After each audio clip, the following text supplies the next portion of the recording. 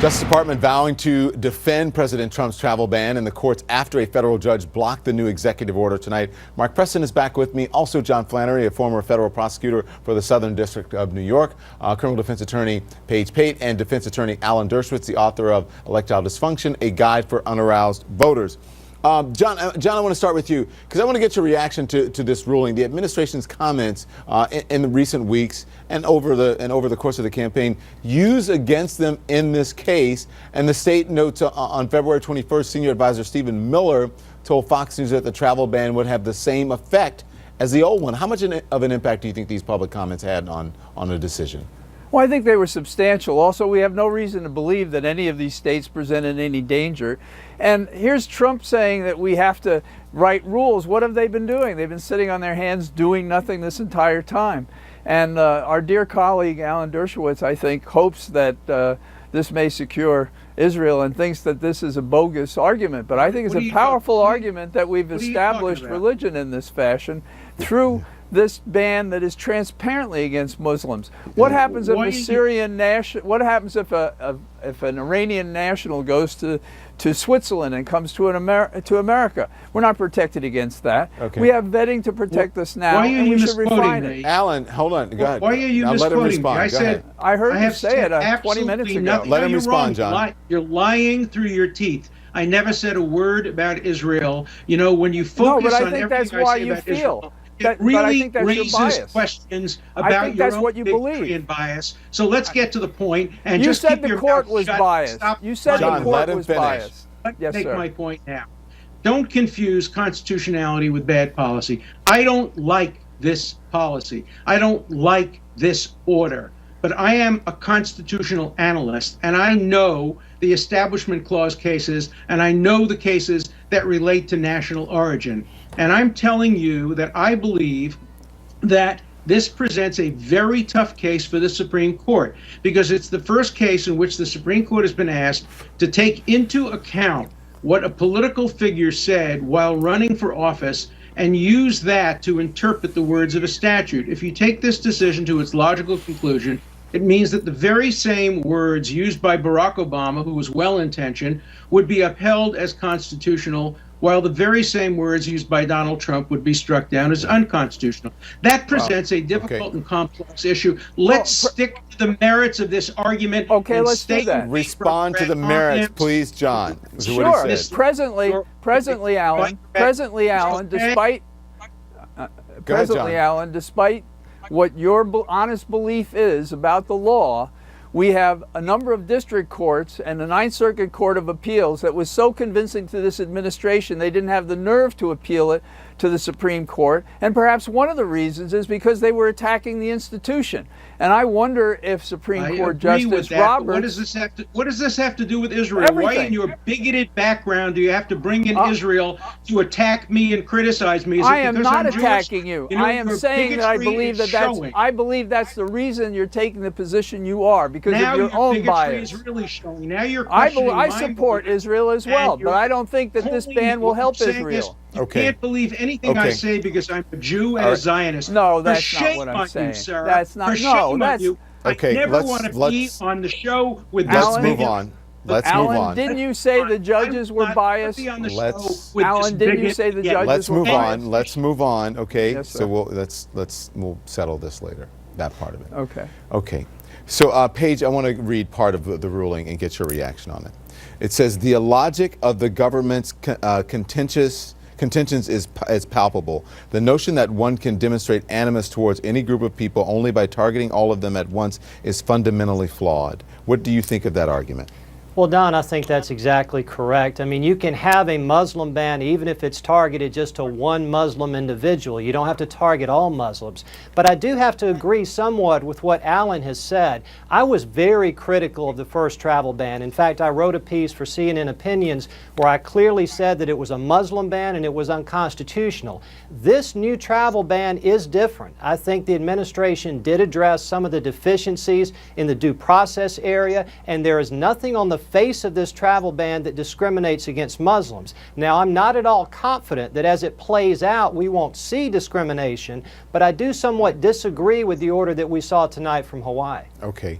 Mark, one of the bottom lines here is that the judge asserts that while the administration changed the executive order, it didn't change it enough between the two rulings to appease the court.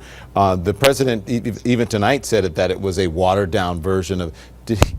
Is he not helping his case by saying that? Well, he's certainly doubling down, and there's two ways to look at it. There's obviously the legal way, in which is obviously the most important way. But that we've heard from the president saying that he's going to take this all the way to the Supreme Court. But there is also the use of the language in many ways, and how he, in my opinion, has been very reckless in how he has said some things. Now, this was said before he was president of the United States. I mean, that's what they're basing a lot of this on.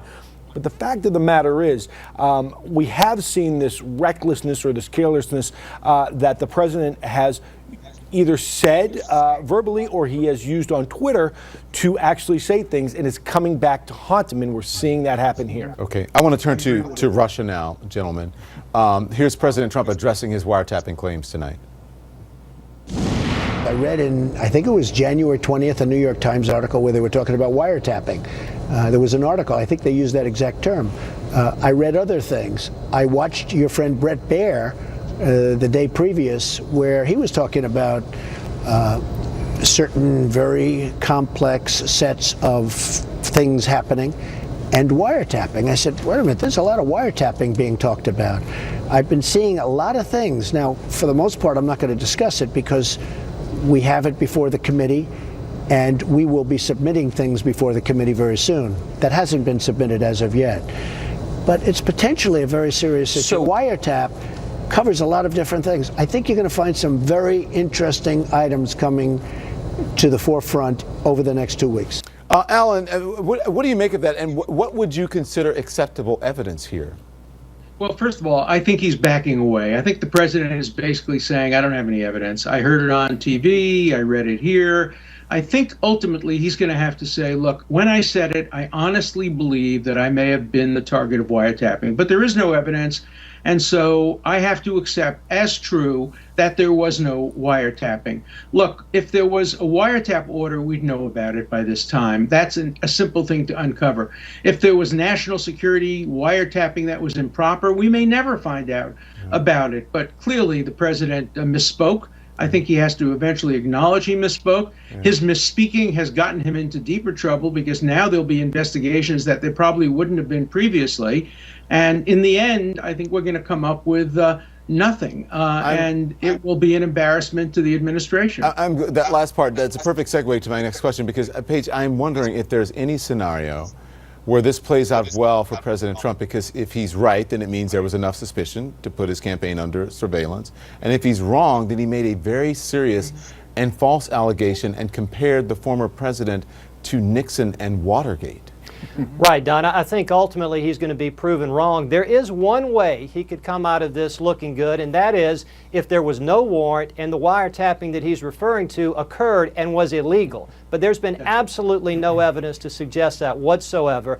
What concerns me, though, is we're having to rely on a Trump administration Justice Department to produce the evidence that Trump says is there. I really wonder who's in charge over there at this point. Comey's not said much about what's going on. Sessions has recused himself. I really am concerned that we're not getting the type of transparency we need out of the Justice Department. John, do you see any scenario of this playing out well for the president? And I don't know if others feel the same way, but this sort of makes me feel like we have the Kardashian TV reality show without the ethics. You know how in those shows they say one thing next week and the next week they change what they have to say. It's like, I don't know if you remember when I was younger, there was a show Laugh-In, and they had a guy come on and he would say something and then they would contradict him and he'd make up another lie. And ironically, this is real. This is reality TV in our government, and it's very distressing. And I don't think he'll ever admit that he misled us. So listen, I just don't think he'll do that. I know that sometimes in the heat of the moment that we say things that we don't necessarily mean, and I love all of you gentlemen. Is there anyone here who would like to apologize or say anything about what they said, or that if they were taken out of context or? Well, I love Alan, and he's been a hero of mine since I'm sorry to say this, since I was a younger man, and I have trouble understanding you, Alan, in connection with this argument about the appeal. And I think what I heard you say is that you would hope that something would take this ban away, that you don't support it, and on the other hand, you believe that it's flawed constitutionally, and we have an honest disagreement what's inconsistent about that. with that? There are a lot of things that I wish weren't passed by Congress. I wish Congress would overrule them, but I don't Right. think they're unconstitutional. That's very, very common. Yeah. We discuss that in law school Yeah. all the time. Okay, My I've gotta only run. criticism of you is that you raise the issue of Israel and somehow question my motives because, yes, I'm a Jew who supports Israel. That seems Well, to me to be I support Israel too. Earlier I heard you say that you thought the judges might be biased. And I understand that as a litigant over years, you can't believe your advocacy isn't flawless, and people Okay. should follow what you say. Well, we'll leave it at that for now. Thank you, gentlemen. Okay. Thank you all. I appreciate it. Up next, President Trump visits the home of an Oval Office predecessor. You may be surprised.